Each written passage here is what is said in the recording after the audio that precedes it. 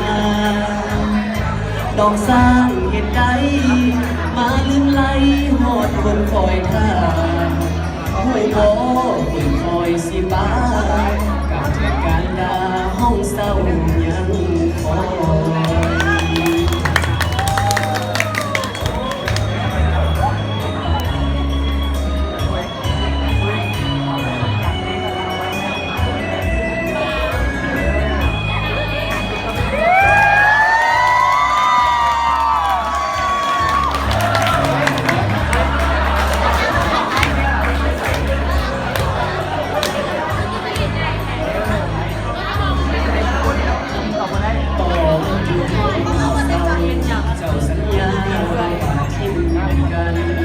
ด้วยจนนั่งบ่สำคัญ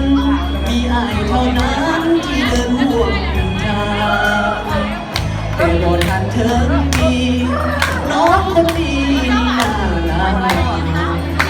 ห้องเศร้ากลายเป็นห้องค้างอ้างว้างเมื่อนางจากลานั่งเหงาเฝ้าห้องคอยท่านวลน้องหวนคืนพูดนั่งพูดยืนเวลลือคืนบ่เห็นเจ้ามาน้องสร้างเหตุใดมาลืมไหลหมดคนคอยท่าผู้บ่คอยสิบ้า